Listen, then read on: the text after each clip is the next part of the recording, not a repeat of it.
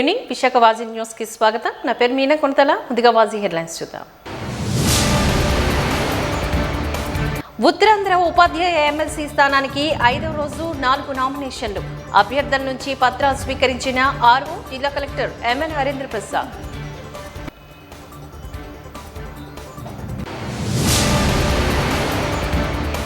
Simhadripuram minor బాలిక అత్యాచారంపై మండిపడ్డ municipal కార్మికులు, నిందితునికి జీవిత ఖైదును విధించాలి అంటూ డిమాండ్ చేసిన మహిళా నాయకురాలు మణి.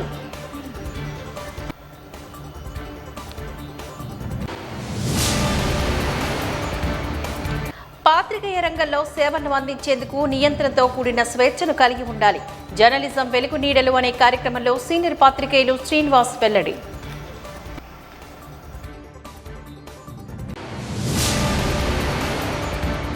ఇక డీటెయిల్స్ చూద్దాం. ఉత్తరాంధ్ర ఉపాధ్యాయ ఎమ్మెల్సీ నియోజకవర్గానికి శుక్రవారం మరో 4 నామినేషన్లు దాఖలయ్యాయి. పీఆర్డీయూ మద్దతు మరదలోకి దిగిన మాజీ ఎమ్మెల్సీ గాది శ్రీనివాస్ నాయుడు తమ మద్దతుదారులతో కలిసి రిటర్నింగ్ అధికారి జిల్లా కలెక్టర్ హరీంద్ర ప్రసాద్ కు జిల్లా కలెక్టరేట్లో ఆయా సంబంధిత పత్రాలను వారికి అందజేశారు. ఈ క్రమంలో ఆయన చేత జిల్లా కలెక్టర్ ప్రమాణం చేయించారు. కాగా ఫిబ్రవరి 3 నుంచి 10వ తేదీ వరకు నామినేషన్ల ప్రక్రియకు గలం ఉండగా ఇప్పటికే 5 రోజులు గడువు ముగిసింది.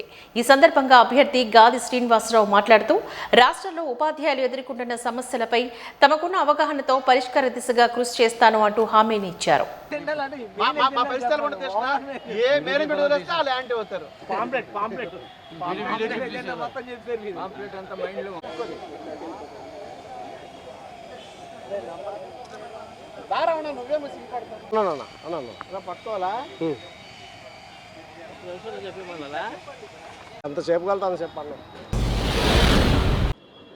గాదే శ్రీనివాసరాయుడుగా ఉత్తరాంధ్ర ఉపాధ్యాయ ఎమ్మెల్సీగా మరి ఉపాధ్యాయులకి ఉత్తరాంధ్రలో ఉన్న అధ్యాపక ఉపాధ్యాయులతో పాటు రాష్ట్రంలో ఉన్న ఉపాధ్యాయులకు సేవ చేయడం కోసం ఎమ్మెల్సీగా అభ్యర్థిగా నామినేషన్ ఉపాధ్యాయ సంఘాల ఉమ్మడి అభ్యర్థిగా నేను నామినేషన్ చేయడం జరిగింది.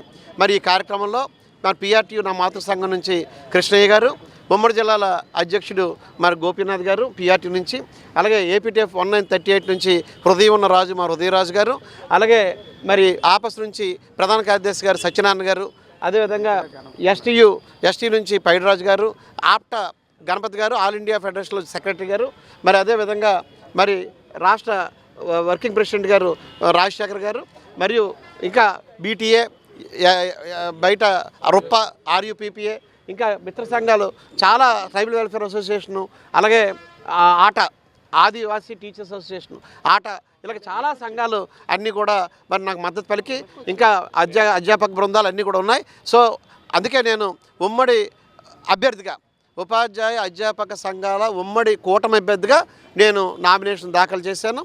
అందరి సహకారంతో మరి నేను రేపు విజయం సాధించిన తర్వాత అందరూ ఏ నమ్మకంతో అయితే నాకు మద్దతు పలికారో, ఏ నమ్మకంతో అయితే ఈరోజు వేలాది మంది ఈ ర్యాలీలో పాల్గొని మరి సంఘీభావం తెలియజేశారో వాళ్ళందరూ ఆకాంక్షలకు అనుగుణంగా నేను పనిచేసి అన్ని మేనేజ్మెంట్లో అంటే ఎల్కేజీ నుంచి యూనివర్సిటీ దాకా అన్ని మేనేజ్మెంట్లో ఉన్నటువంటి సమస్యలన్నీ కూడా గతంలో సర్వీస్ రూల్స్ తేడం కోసం నేను సుప్రీంకోర్టులో కేసు విషయంలో కానీ రాష్ట్రపతి ఉత్తర్వులు ఉపాధ్యాయులు తేడం కోసం ఢిల్లీకి వెళ్ళి వెంకయ్యనాయుడు గారి సహకారంతో మరి ప్రెసిడెన్షియల్ ఆర్డర్ తీసుకురావడంలో కానీ చంద్రబాబు నాయుడు గారి సహకారంతో ముఖ్యమంత్రి చంద్రబాబు సహకారంతో మరి 72-73 జీవోలు తీసుకురావడం కానీ జరిగి గవర్నమెంట్ జడ్పీ మధ్య ఉన్న ఉమ్మడి వివాదానికి సంబంధించినటువంటి సర్వీస్ రూల్స్ని నేను తీసుకొని రావడం జరిగింది.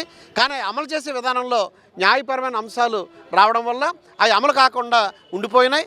మరి అమలు కాకుండా ఉండిపోయిన అంశాలు ఈరోజు కూడా అమలు కాకుండానే ఉండిపోయాయి. 6 సంవత్సరాల పాటు నా ఉపాధ్యాయ కుటుంబాలు జేఎల్స్ అవ్వలేక, డిప్యూటీలు అవ్వలేక, డిఈఓలు అవ్వలేక నష్టపోయారు.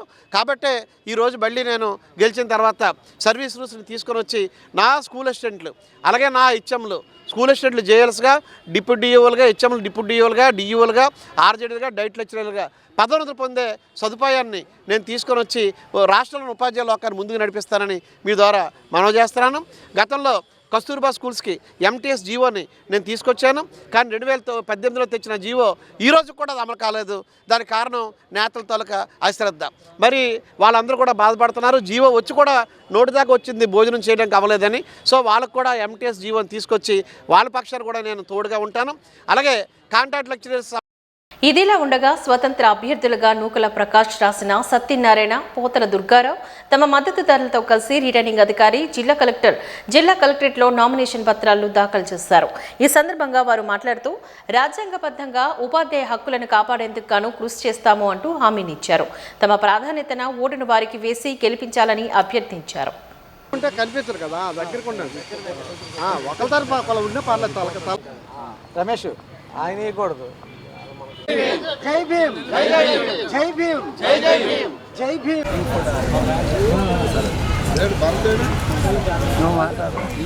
అలా నుంచి జై పోతల, జై పోతల.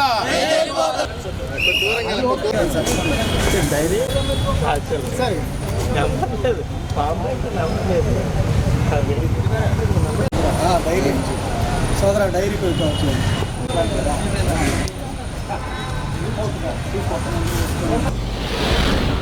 నేను గతంలో 35 సంవత్సరాలు సర్వీస్ చేసి సుమారుగా 35 సంవత్సరాల నుండి కూడా కుల సంఘాల్లోనూ ఉపాధ్యాయ సంఘాల్లోనూ ప్రధాన భూమిక వహించి మేము చాలా సర్వీస్ చేసి కొన్ని వేల మందికి సేవలు అందించాము. ముఖ్యంగా అణగారిన వర్గాల వారికి ఎస్సీ ఎస్టీ బీసీ మైనారిటీస్ కోసం ఆ రోజుల్లో 1990లో అణగారిన వర్గాల హక్కుల కోసమని నేనే ఎస్సీ ఎస్టీ టీచర్స్ ఫెడరేషన్ ఉమ్మడి రాష్ట్రంలో స్థాపించాము. ఆ ఉమ్మడి రాష్ట్రంలో స్థాపించింది నేటికి కొనసాగుతూ ఉంది. అది దిగ్విజయంగా ఎస్సీ ఎస్టీ బీసీ మైనారిటీస్కి చాలా హక్కుల్ని సాధించాము. అందువలన మేము అంబేద్కర్ పూలే ఐడియాలజీతో సమాజానికి కొంత సేవ చేయాలని విద్యారంగానికి, ఉపాధ్యాయులకి, పాఠశాలలకి, విద్యార్థులకు కూడా మరి ముఖ్యంగా గతంలో పనిచేసిన 2 ఎమ్మెల్సీలు, ఒక అతను పుష్కరకాలం 2 టర్ములు చేశారు, ఇంకొక అతను 1 టర్మ్ చేశారు. మరి వాళ్ళు ఉపాధ్యాయుల యొక్క అవసరాలు అయితే తీర్చలేదు. వాళ్ళు ఏదో మీడియా ముందు కొంత వాళ్ళు చాలాగా ఇది సర్దుబాటు చేసుకోవడానికి కొన్ని చెప్తే మాటలు చెప్పొచ్చు, కానీ వాళ్ళు చెప్పిన దీంట్లో వాస్తవాలు లేవు. ఏ ఉద్యమాలైనా, ఏ సమస్యల మీదైనా ఉపాధ్యాయుల కోసం సంఘాలమే కొట్లాడుతున్న తప్పించి వాళ్ళిద్దరి యొక్క ప్రమేయం అయితే పెద్దగా లేదు. మేము కూడా తెలుగుదేశం పార్టీలోని అనేక సేవలు అందించాము. కూటమి ప్రభుత్వం అసలు నాకే మద్దతు ఇవ్వాలి, నేనే తెలుగుదేశం కూటమి కుటుంబ సభ్యుల్లో నాకు సభ్యత్వం కూడా ఉంది. కాకపోతే నేను దళితుడిని కాబట్టి, నా దగ్గర డబ్బులు లేవు కాబట్టి నన్ను ఓవర్టేక్ చేశారు. అంత మాత్రాన ఉపాధ్యాయులు నా సేవలకు మెచ్చి తప్పనిసరిగా నన్ను గెలిపిస్తారు. నాకు తప్పనిసరిగా విజయం చేకూరే అవకాశం కూడా ఉంది. సైలెంట్గా ఉన్నారు. గత ప్రభుత్వంలో ఓటర్ ఎట్లాగైతే సైలెంట్గా ఉండి రిజల్ట్ ఇచ్చాడో అదే రిజల్ట్ మాకు వస్తుందని మేము భావిస్తున్నాము.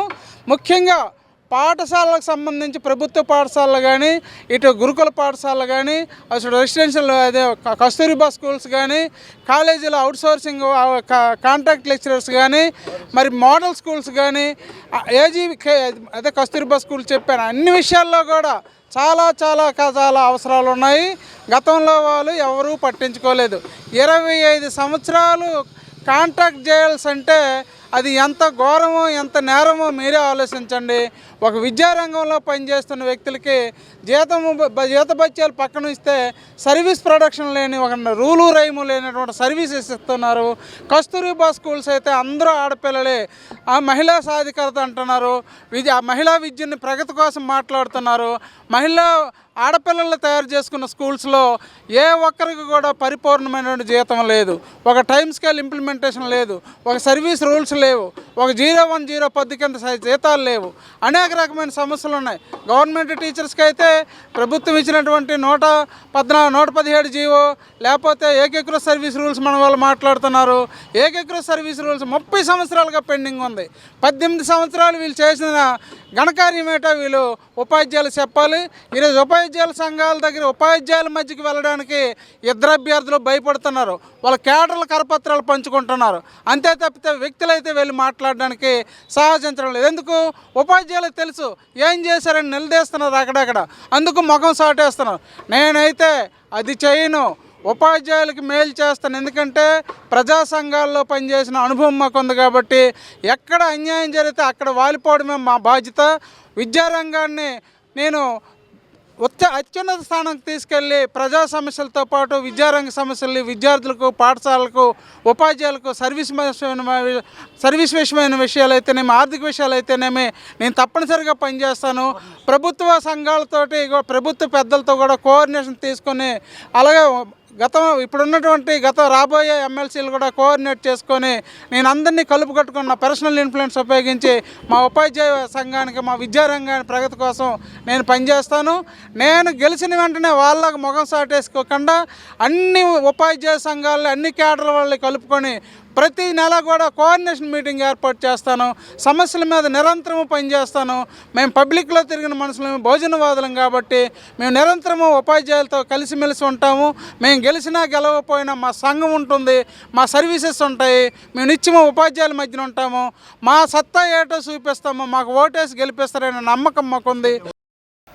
విశాఖపట్నం కేంద్రంగా వాల్తే డివిజన్తో కూడిన దక్షిణ కోస్తా రైల్వే జోన్ ఏర్పాటుకు కేంద్రం నిర్ణయించడాన్ని సిపిఎం విశాఖ జిల్లా కమిటీ స్వాగతిస్తున్నట్లుగా సిపిఎం పార్టీ విశాఖ జిల్లా కార్యదర్శి ఎం జగ్గునాయుడు తెలిపారు. జిల్లా కార్యదర్శి వర్గ సభ్యులు బి పద్మ, వి కృష్ణారావులతో కలిసి నేడు జగదాంబ వద్ద గల పార్టీ కార్యాలయంలో జరిగిన విలేకరుల సమావేశంలో ఆయన ప్రసంగించారు. ఈ సందర్భంగా ఎం జగ్గునాయుడు మాట్లాడుతూ విశాఖపట్నం కేంద్రంగా వాల్తే డివిజన్తో కూడిన దక్షిణ కోస్తా రైల్వే జోన్ ఏర్పాటుకు కేంద్రం చేసిన నిర్ణయం ప్రజా విజయమని అన్నారు. సిపిఎం పార్టీ, వామపక్ష పార్టీలు, వివిధ ప్రజా సంఘాలు, రైల్వే ఉద్యోగ సంఘాలు, ప్రజలు సుదీర్ఘకాలం చేసిన పోరాటం, ప్రజాప్రతినిధుల నుంచి కృషి ఫలితమని చెప్పారు. ఈ పోరాటంలో భాగస్వాములైన ప్రతి ఒక్కరిని సిపిఎం పార్టీ విశాఖ జిల్లా కమిటీ అభినందిస్తుందని చెప్పారు.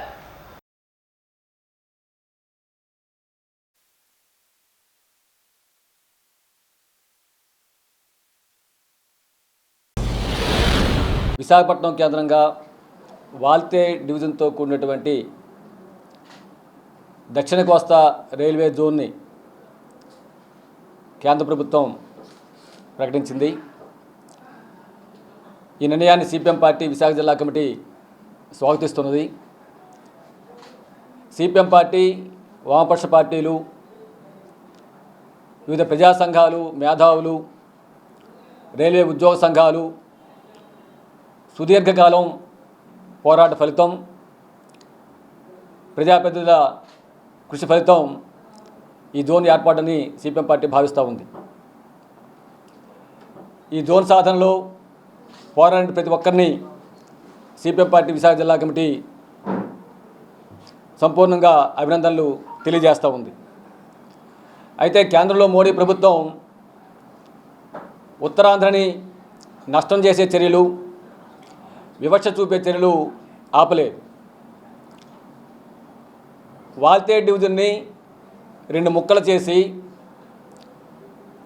వాల్తే డివిజన్కి అన్ని జోన్ల కన్నా అత్యంత ఎక్కువ ఆదాయం సమకూరుస్తున్న వాల్తే డివిజన్లో దాదాపు 680 కిలోమీటర్ల పరిధిని వాల్తే డివిజన్ నుంచి తొలగించి ఒరిస్సా రాష్ట్రంలోని రాయగఢ్ డివిజన్కి బదలాయించడం జరిగింది. కేవలం 410 కిలోమీటర్ల పరిధి మాత్రమే ఈరోజు విశాఖ రైల్వే జోన్కి డివిజన్కి కేటాయించారు. ఇది నష్టం చేసే చర్య. విశాఖపట్నానికి, ఉత్తరాంధ్రకి నష్టం చేసే చర్య. ఎందుకంటే వాల్తే డివిజను సాలీనా 10,500 కోట్ల రూపాయల ఆదాయం సమకూరుస్తూ ఉంది. ఈ ఆదాయం సమకూర్చడంలో అత్యంత కీలక పాత్ర పోషిస్తున్నది కొత్త వలస కిరండోల్ కేకే లైన్. జిల్లాలో ఉన్నటువంటి Vizag steel plant, Visakhapatnam port, అనేక ప్రభుత్వ పరిశ్రమలు, భారీ మధ్యతరహా పరిశ్రమలకి ఈ లైన్ ద్వారానే ముడి సరుకు సరఫరా అవుతుంది, దిగుమతులు అవుతున్నాయి. ఆదాయంలో సింహభాగం ఈ రవాణా ద్వారానే వస్తూ ఉంది. ప్రయాణికుల ద్వారా వచ్చే ఆదాయం స్వల్పం. కాబట్టి ఆదాయం వచ్చేటువంటి ఈ రైలు మార్గాన్ని వాల్తే డివిజన్ నుంచి తీసేసి ఒరిస్సా కేటాయించడం చెప్పారంటే ఈ ఉత్తరాంధ్ర ప్రజానీకాన్ని, విశాఖపట్నం ప్రజానీకాన్ని తీవ్రంగా నష్టం చేసే చర్య అని చెప్పి సిపిఎం పార్టీ భావిస్తూ ఉంది. కాబట్టి ఈ చర్య వల్ల అటు ఆదాయానికే కాకుండా రాబోయే కాలంలో స్టీల్ ప్లాంట్కి, పోర్టుకి, వివిధ ప్రభుత్వ రంగ పరిశ్రమలకి ర్యాక్స్ కేటాయింపులో సమస్యలు వస్తాయి. అందుకని కేకే లైన్తో సహా వాల్తే డివిజను విశాఖ రైల్వే జోన్లో ఉండాలని చెప్పి సిపిఎం పార్టీ డిమాండ్ చేస్తూ ఉంది. మండే వేసవిలో చల్లని శీతల ప్రాణి ప్రదేశాలకు వెళ్లే ఆసక్తి ఉన్న వాళ్లకు విశాఖలో ఏర్పాటు చేసిన స్టోర్ స్టేషన్ చిరునామాగా మారనుంది. సమ్మర్ హాలిడే ట్రిప్ మధ్యతరగతి బడ్జెట్లో పూర్తయిపోతే ఆనందానికి అవధులు ఉండవు. అలాంటి అనుభూతిని విశాఖ ప్రజలకు అందుబాటులోకి తీసుకువచ్చింది అక్కేపాలెం పోర్ట్ స్టేడియంలో ఏర్పాటు చేసిన స్నో స్టేషన్. శుక్రవారం ఉదయం పోర్టు చైర్మన్ డాక్టర్ మదియాన్ అంగంతోని ముఖ్య అతిథిగా హాజరై స్నో స్టేషన్ను ప్రారంభించారు. ఈ సందర్భంగా ఆయన మీడియాతో మాట్లాడుతూ దేశంలోని టైప్ 1 సిటీ అయిన బెంగళూరు, హైదరాబాద్, ఢిల్లీ, ముంబై నగరాల్లో స్మార్ట్ స్టేషన్లో ఉన్నాయని చెప్పారు. టైప్ 2 సిటీలోని ఇవి లేవని తొలిసారిగా రాష్ట్రంలో విశాఖ నగరంలో ఏర్పాట్లు చేయడం జరిగిందని ఆయన తెలిపారు. దీని ఏర్పాటుకు కోట్ల రూపాయలు ఖర్చు పెట్టడం జరిగింది అంటూ వెల్లడించారు. కాశ్మీర్, డార్లింగ్ వంటి మంచు ప్రాంతాలకు వెళ్లకుండానే ఇక్కడ మంచు అందాలను తిలకించొచ్చని ఆనందాన్ని వ్యక్తం చేశారు. ముఖ్యంగా ఇన్సో స్టేషన్ సందర్శించే వారికి మంచు కొండల్లో పర్యటించి అనుభూతి కలుగుతుందని చెప్పారు. సందర్శకులకు ఆహ్లాదాన్ని అందిస్తుందని ఆశాభావాన్ని వ్యక్తం చేశారు.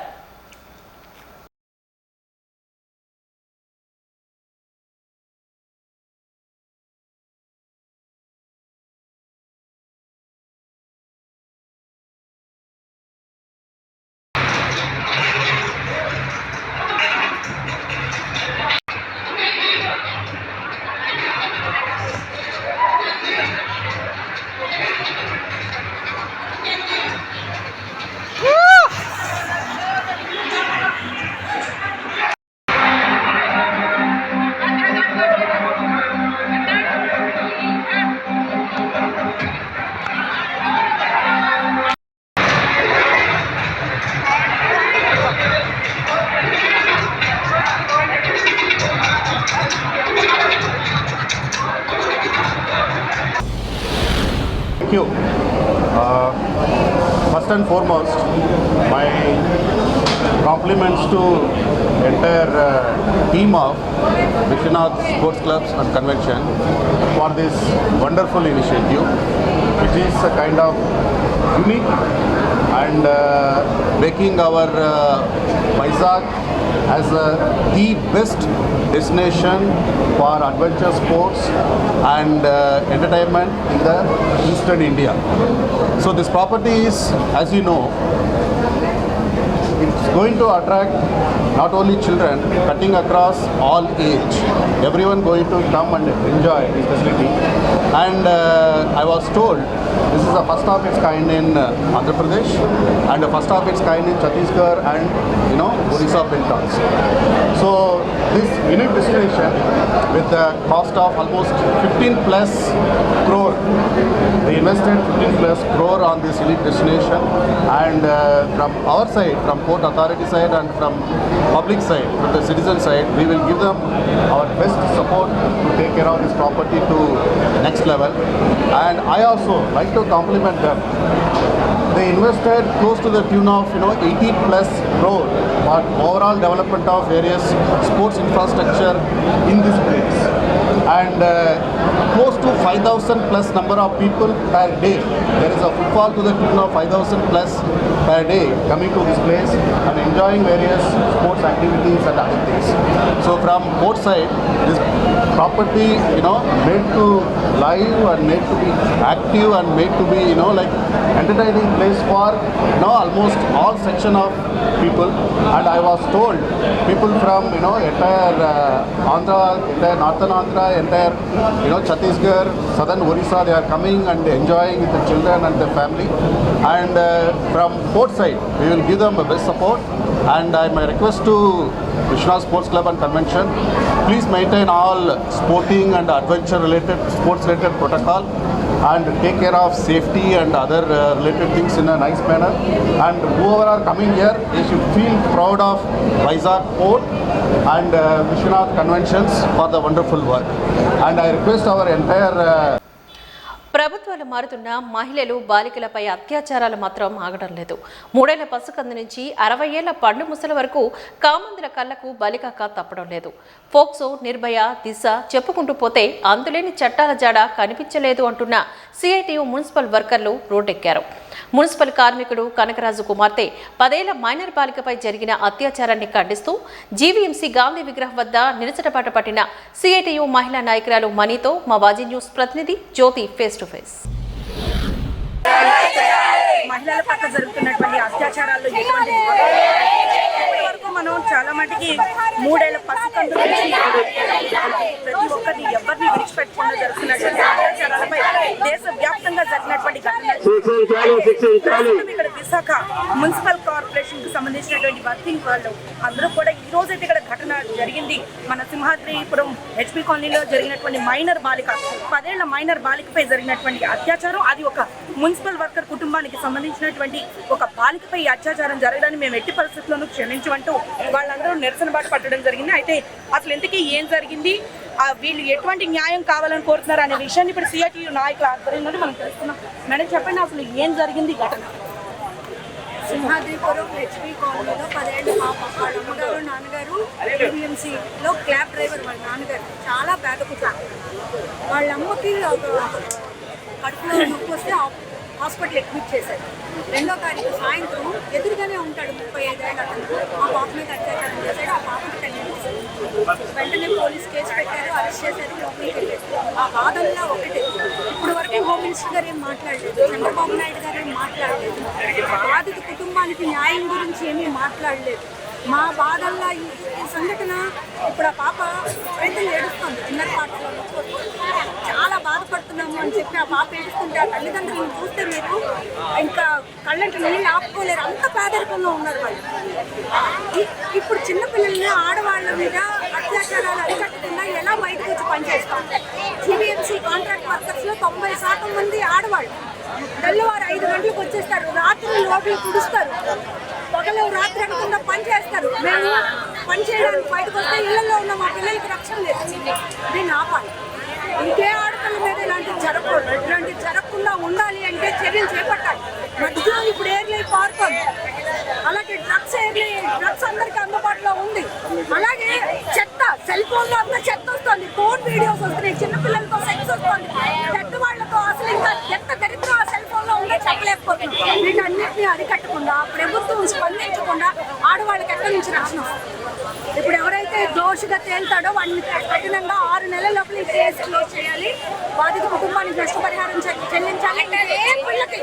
ఇంకే ఆడ మనిషికి ఇటువంటి అత్యాచారం జరగకుండా రక్షణ కల్పించాలి. దానికి ప్రభుత్వం సమాజం రెండూ కూడా బాధ్యత వహించాలని సిఐటియుగా జీవీఎంసీ కాంట్రాక్ట్ వర్కర్స్ యూనియన్గా మేము శిక్ష అంటే నార్మల్గా మనం జైలు వాళ్ళు పంపిస్తారు. జైల్లో కూడా ఈ డ్రగ్స్ దొరుకుతున్న పరిస్థితి మనం చూసాం. మన వైజాగ్ జైల్లో చూసాం. సో ఇప్పుడు కఠినంగా శిక్ష అంటే ఎటువంటి శిక్షాత్మకతను మీరు ఆశిస్తున్నారు? ఎలా వాళ్ళని శిక్షించాలనుకుంటున్నారు? వాడి జీవితంలో బయటికి రాకూడదు. ఉరి చేయడం వల్ల ఏం ఉపయోగం లేదు. ఆ క్షణంలో చచ్చిపోయి ఊరుకుంటాడు. జీవితకాలం వాడు జైల్లోనే ఉండాలి. వాడు ఎప్పుడు సస్తాడో అప్పుడు వరకు జైల్లోనే ఉండాలి. ఇంకే ఆడపిల్ల ఒంటి మీద, చిన్నపిల్ల ఒంటి మీద చెయ్యాలి అంటే జడవాలి. తెల్లారు లెగిస్తే ఆడవాళ్ళే కదా పూజిస్తాము. కనకదుర్గమ్మ, పోలేరమ్మ, తర్వాత సరస్వతి, లక్ష్మి. తెల్లారు లెగిస్తే ఆడవాళ్ళని పూజిస్తాం, తల్లిని పూజిస్తాం. కానీ అదే తల్లి ఒంటి మీద చెయ్యేస్తాం, అదే చిన్న పిల్ల ఒంటి మీద చెయ్యేస్తాము. సంస్కృతి మారాలి. ఆడపిల్ల అంటే దాని రక్షణ కల్పించాలి, దాన్ని మర్యాదగా చూడాలి. ఆడవాళ్ళని మర్యాదగా చూడాలి. ఆడవాళ్ళకి స్వేచ్ఛ, సమానత్వం, గౌరవం ఇవ్వాలి. అప్పుడు మాత్రమే పూజిస్తే కాదు, వాళ్ళని గౌరవించాలి.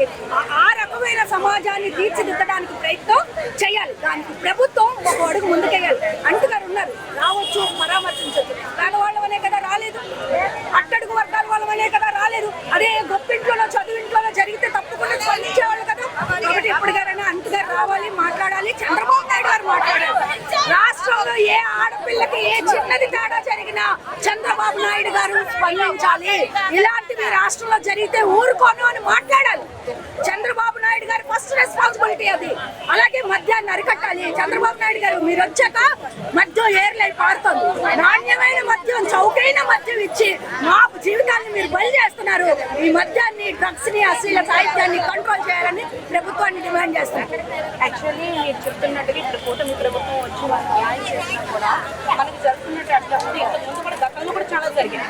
చాలా మటుకు ఇప్పుడు ఈ రోజు వరకు మనం చూసుకుంటే రోజుకి కనీసం 2-3 దేశవ్యాప్తంగా నమోదవుతున్నటువంటి పరిస్థితి.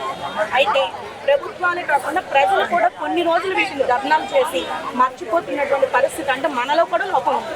దీన్ని మీరు ఏ విధంగా చెప్తారు? ఇది నార్మలైజ్ అయిపోయింది. అత్యాచారం చేయడం అంటే అత్యాచారం జరిగిందా, చిన్నపిల్ల మీద జరిగిందా, ముసలిదాని మీద జరిగిందా, లేదా వాళ్ళ డాక్టర్ మీద జరిగిందా, వాళ్ళ ఇంజనీర్ మీద జరిగిందా, లేదా వాళ్ళ టీచర్ మీద జరిగిందా, ఇదంతా కామన్. ప్రజలు ఎంత నార్మలైజ్ అయిపోయారు అంటే ఇవన్నీ కామన్. దీన్ని మార్చాలి. ఆడ మనిషి ఇంట్లోంచి బయటకు వస్తుంది, కష్టపడుతుంది, మగోడితో సమానంగా కష్టపడుతుంది. ఎవరో బయట వాళ్ళు లేదా ఇంకెవరో ఎవరో చెయ్యట్లేదు మా మీద హింస. ఇంట్లో ఉన్న మగవాళ్ళు, మాతో తిరిగిన స్నేహితులు, మేము ఎవరి మధ్య అయితే తిరుగుతున్నామో ఆ మగవాళ్లే చేస్తున్నారు. మగవాళ్ళ యొక్క మైండ్ సెట్ మారాలి. నీ పక్కనున్న ఆడ మనిషిని గౌరవించాలి. ఇది మనం ఆ స్థితిని మనం సమాజంలో తీసుకురావాలి. ఆ ఆడ మనిషి ఇష్ట లేకుండా ఆ ఆడ మనిషి ఒంటి మీద చెయ్యకూడదు, ముఖ్యంగా చిన్నపిల్లల జోలికి వెళ్ళకూడదు అన్న ఆలోచన ఈ సమాజంలో తీసుకొచ్చే వరకు మా పోరాటం కొనసాగుతుంది. పోక్సో చట్టం ఎంతవరకు అమలు అవుతుందో మీరు అనుకుంటున్నారు? పోస్కో చట్టం అమలు అవ్వాలి అన్నా, లేదా ఆడవాళ్లకు సంబంధించిన నిర్భయ చట్టం అమలు అవ్వాలన్నా, ఏది అమలు అవ్వాలన్నా పోలీసులు, రాజకీయ నాయకులు, ఈ ప్రభుత్వం చేతుల్లో ఉంటుంది. నిజంగా పోలీసులు తలుచుకుంటే వాళ్ళు ఏదైనా చేయగలరు. అంత వ్యవస్థ, అంత తెలివితేటలు, అంత నిబద్ధత, అంత నిజాయితీ పోలీసులకు ఉంది. పోలీసులు పని చేయనివ్వాలి. అధికార పక్షం వాళ్ళు లేదా రాజకీయ పార్టీ వాళ్ళు, డబ్బున్నోళ్ళు, ఇళ్లలో మగవాళ్ళు ఇలాంటి పనులు చేస్తే వాళ్ళని చట్టం కాపాడుతుంది. అత్యాచారాలు చేసిన వాళ్ళకేమో సన్మానాలు చేస్తుంది మన బీజేపీ ప్రభుత్వం. ఇలాంటి ప్రభుత్వ వైఖరి ఉన్నప్పుడు ఏ పోలీసు వాళ్ళు నిజాయితీగా పనిచేస్తున్నాడు?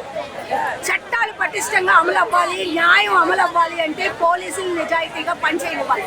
రాజకీయ నాయకులు జోక్యం చేసుకోకూడదు. ప్రతి రాజకీయ పార్టీ తను ఆడవాళ్ల రక్షణ కోసం నిలబడుతున్నానని చెప్పాలి. అది సొంత కొడుకు చేసిన వాడిని కఠినంగా శిక్షించే విధంగా రాజకీయ పార్టీలు మాట్లాడితే, తయారైతే అప్పుడు ఆడవాళ్ల జీవితంలో కొంచెమైనా మార్పు వస్తుందని మేము సిఐటిగా భావిస్తున్నాం.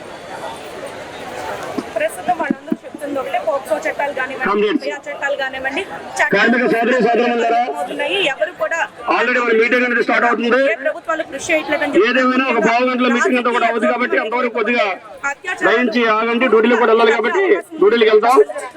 కెమెరామెన్ మహేష్. ప్రభుత్వ కొలువుల్లోని లక్షల బ్లాక్ల పోస్టులు భర్తీ చేయడంలో ప్రభుత్వాలు అలసత్వాన్ని ప్రదర్శిస్తున్నాయి అంటూ మానమహానాడు వ్యవస్థాపక కార్యదర్శి బాగం గోపాలరావు అన్నారు. విశాఖ నవ గార్డెన్స్ ప్రెస్ క్లబ్లో ఏర్పాటు చేసిన విలేకరుల సమావేశంలో ఆయన మాట్లాడారు. ఎస్టీ వర్గీకరణ అడ్డుకోవాలని పిలుపునిచ్చారు.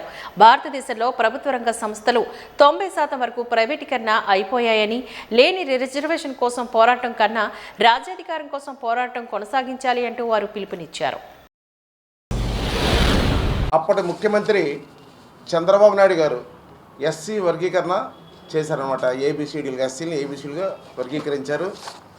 2004 వరకు ఆ పొలాలు మాదిగ కమ్యూనిటీ అనుభవించారు. 2004 వరకును. పిమ్మట మాలమానాడు సంబంధించి సుప్రీంకోర్టులో కేసు వేసిన తర్వాత సుప్రీంకోర్టు అప్పటి ప్రధాన న్యాయమూర్తి చంద్రచూడ్ గారు ఎస్సీల మీద వర్గీకరణ చెల్లనేరదు, సోషల్ స్టేటస్ ప్రకారం ఎస్సీలు మాల కానీ మాదిగ కానీ అంటరాని వాళ్ళే కానీ వీళ్ళ మధ్య విడదీయవలసిన అవసరం లేదని అప్పుడు సుప్రీంకోర్టు ఎస్సీ వర్గీకరణ జడ్జిమెంట్, ఎస్సీ వర్గీకరణ వ్యతిరేకించి జడ్జిమెంట్ ఇచ్చారు.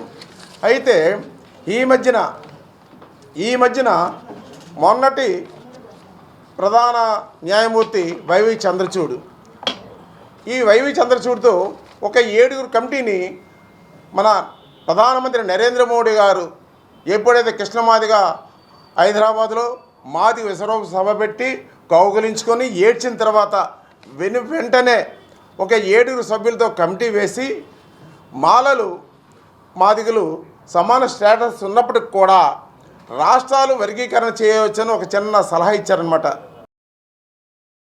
పోర్ట్ గోల్డెన్ జూబ్లీ హాస్పిటల్ను సొంత నిధులతోనే అభివృద్ధి చేయాలని అఖిలపక్ష కార్మిక సంఘం నాయకులు డిమాండ్ చేశారు. అక్కిపాలెం పోర్టు హాస్పిటల్ వద్ద పరోక్ష ప్రైవేటీకరణ విధానాన్ని నిరసిస్తూ పోర్టు కార్మికులు చేపట్టిన నిరాహార దీక్ష 130 రోజుకు చేరుకుంది. ఈ సందర్భంగా పలువురు కార్మిక నాయకులు మాట్లాడుతూ 40,000 మంది కార్మికులు వారి కుటుంబ ఆరోగ్యాలు ఈ హాస్పిటల్పై ఆధారపడి ఉన్నాయి అంటూ గుర్తు చేశారు. విద్య, వైద్య రంగాల్లో ప్రైవేటీకరణ చేసేందుకు ప్రయత్నించడం సిగ్గుచేటంటూ ఆరోపించారు. ఇప్పటికైనా కేంద్ర ప్రభుత్వం తన వైఖరిని మార్చుకొని పోర్టు నిధులతోని హాస్పిటల్ను అభివృద్ధి చేసేందుకు సిద్ధం కావాలని వారు కోరారు.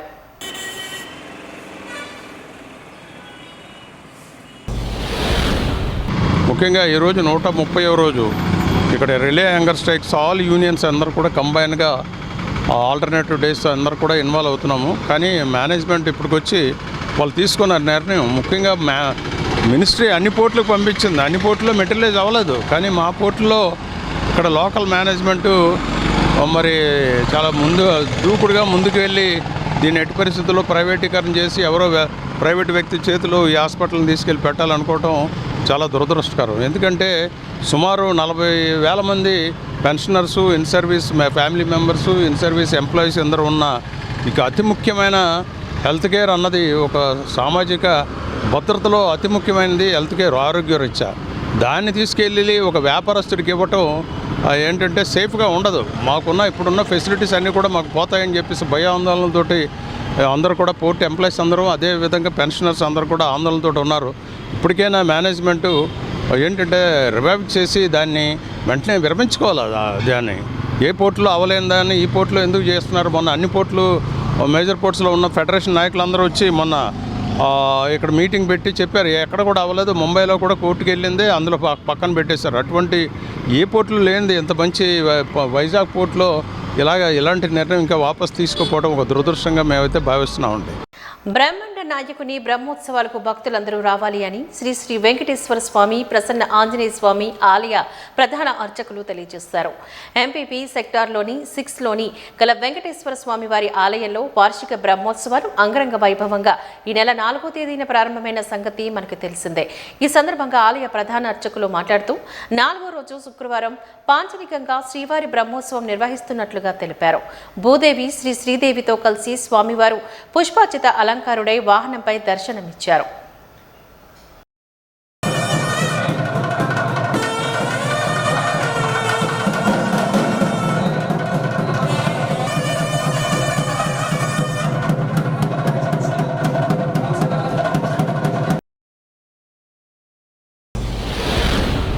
శ్రీ పద్మావతి గోదా సమేత శ్రీ శ్రీనివాస స్వామి సన్నిధిలో 4వ తారీఖు సాయంత్రం శ్రీ శ్రీనివాస స్వామి సన్నిధిలో పాంచానిక మహోత్సవాలు ప్రారంభం కానున్నాయి.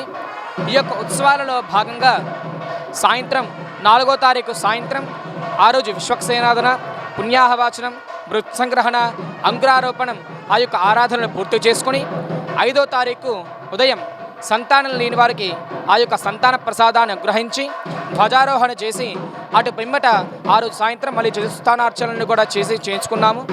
ఈ యొక్క బ్రహ్మోత్సవాలలో భాగంగా ఈరోజు 3వ రోజు కావున ఈరోజు ఉదయం చతుస్థానార్చనలు, అగ్నిముఖం అన్నీ కూడా పూర్తి చేసుకుని ఇప్పుడు 9 గంటలకి మన ఆలయంలో శ్రీ శ్రీనివాస స్వామి సన్నిధిలో పంచామృత స్నానం చేయడం జరుగుతుంది.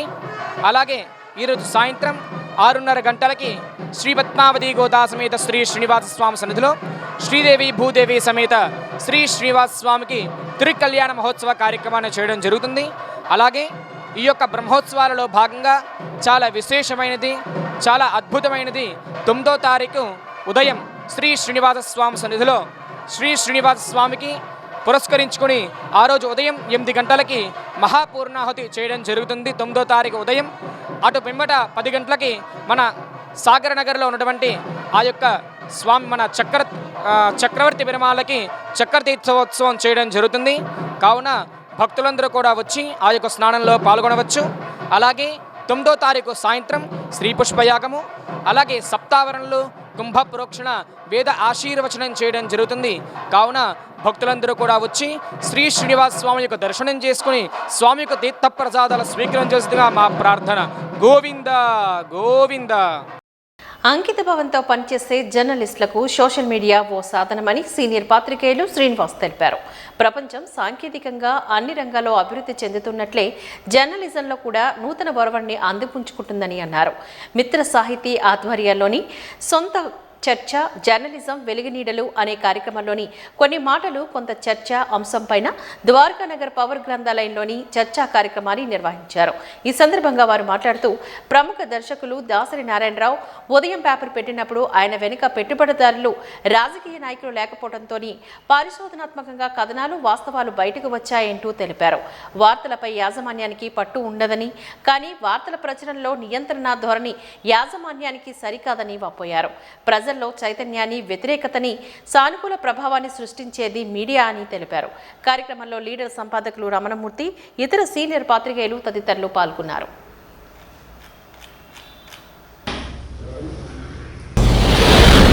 అప్పటి పరిశోధనాత్మక జర్నలిజమైన పూర్వరాజు గారు చెప్పిన వస్తున్న సాంకేతికపరమైన మార్పులు కూడా ఇవన్నీ కూడా సమాచారాన్ని పంచుకోవడానికి, సమాచారాన్ని అందజేయడానికి, వినిమయం చేయడానికి సంబంధించిన అంశాలు. ఆ రోజున దాసనారాయణరావు గారి యాజమాన్యంలో ఎందుకు సాధ్యపడింది, మేమందరం కూడా చెప్పుకోవాల్సి వచ్చినప్పుడు ఉదయం గురించి ఎందుకు చెప్పుకుంటున్నామంటే అనేక కారణాలు ఉన్నాయి దాంట్లో. అది వచ్చిన మిడ్ 80స్లోని వాతావరణంతో పాటు దాసనారాయణరావు అనే యాజమాన్యానికి ఒక ప్రత్యేక లక్షణం ఉంది. ఇంకో రకంగా చెప్పాలంటే ఒక ప్రత్యేక లక్షణం అంటూ ఏర్పడిన యాజమాన్యం అది. అంటే ఆయన పెట్టిన పెట్టుబడి, ఆయన వెనక ఏది సామాజికమైన బలమైన వర్గం లేకపోవడం, ఆయనకు సినిమాలకు బయట ఎటువంటి రాజకీయ ఆర్థిక ప్రయోజనాలు లేకపోవడం, ఆ ప్రయోజనాలని పత్రికల ద్వారా నిర్వహించాలన్నటువంటి అవసరం లేకపోవడం వల్ల ఆయన చాలా ధైర్యమైన నిర్ణయాలు తీసుకున్నారు. ఆ రోజుల్లో తెలుగుదేశం పార్టీ అప్పుడే కొత్తగా వచ్చింది అధికారంలోకి. తెలుగుదేశం పార్టీ రావడంతో ఒక సామాజిక వర్గం తమకు ప్రత్యేకమైన కొత్తగా అధికారం వచ్చిన ఉత్సాహంలో ఉన్న సమయంలో కూడా ఆయన కారంచేడు సంఘటన విషయంలో వైఖరి తీసుకోవడానికి కానీ, ముళ్ళపూడి హరిశ్చంద్ర ప్రసాద్ మీద కథనం చేయడానికి కానీ దాసనారాయణరావు గారు భయపడలేదు.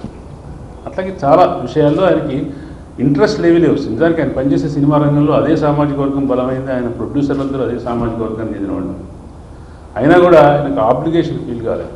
తర్వాత వచ్చిన యాజమాన్యాలకి బలమైన రాజకీయ అనుబంధాలు, ఆర్థిక అనుబంధాలు, ఆర్థిక ప్రయోజనాలన్నీ స్థిరపడుతూ రూపుదిద్దుకుంటూ వచ్చినాయి. కాబట్టి యాజమాన్యం ఎటువంటిది, దాని పెట్టుబడి ఎటువంటిది అనే దానికి ఆ సంస్థ అనుసరించే పత్రికా విధానానికి సంబంధం ఉంటుంది. అది మనం అర్థం చేసుకుంటే ఇవాళ పత్రికలు ఎందుకు అట్లా ఉన్నాయి, ఇవాళ పత్రికల యాజమాన్యాలు అట్లా ఎందుకున్నాయి అనేది కూడా మనకు అర్థమవుతుంది. అది వ్యక్తిగతంగా ఒకరిని వేలెత్తి చూపించడం కాదు, కానీ ఇవాళ మనం చూస్తున్నాం రాజకీయ పార్టీలకు పత్రికా యాజమాన్యాలకు ఉండే దగ్గర సంబంధం. అట్లాగే పత్రికా యాజమాన్యాలకి ఇవాళ ఆర్థిక పరిస్థితుల్లో ప్రాబల్యం వహిస్తున్నటువంటి, ముఖ్యంగా ఇవాళ చూస్తున్న గత 10-15 సంవత్సరాలుగా మన తెలుగు రాష్ట్రాల్లో ఇన్ఫ్రా కాంట్రాక్టర్స్ చాలా ఎక్కువ బలమైన వర్గంగా ఉన్నారు.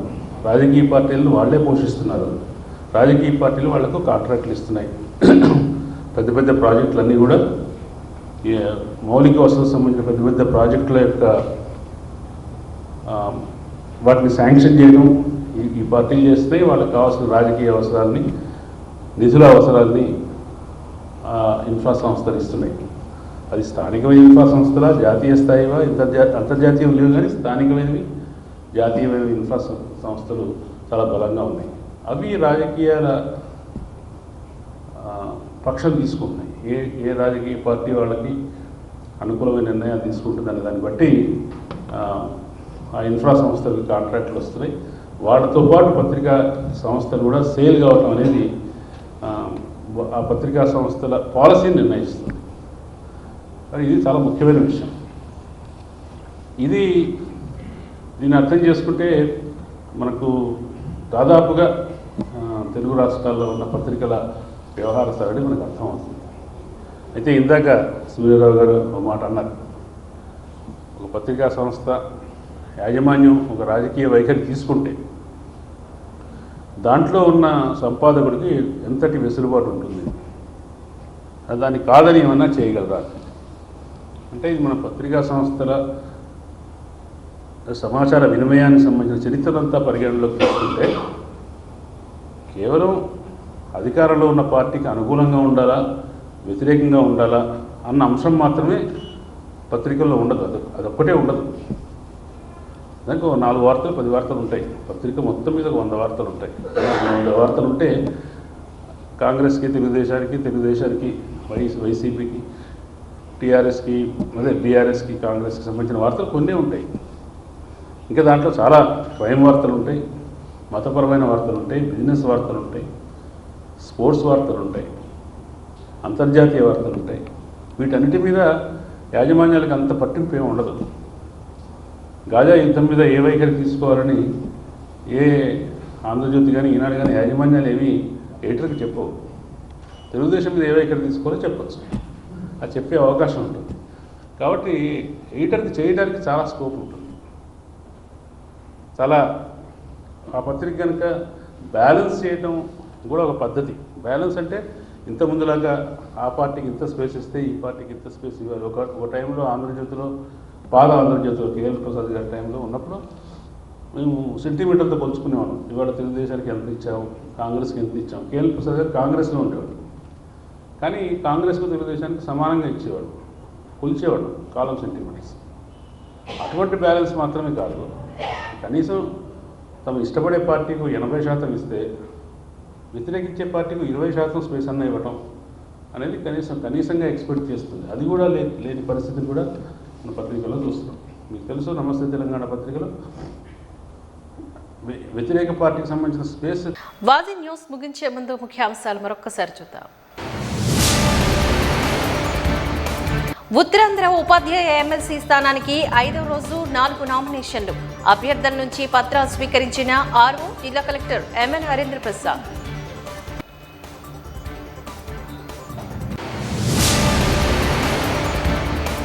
సింహాద్రిపురం మైనర్ బాలిక అత్యాచారంపై మండిపడ్డ మున్సిపల్ కార్మికులు, నిందితునికి జీవిత ఖైదును విధించాలి అంటూ డిమాండ్ చేసిన మహిళా నాయకురాలు మణి.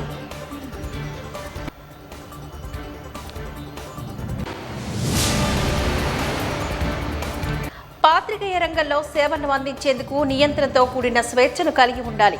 జర్నలిజం వెలుగు నీడలు అనే కార్యక్రమంలో సీనియర్ పాత్రికేయులు శ్రీనివాస్ వెల్లడి.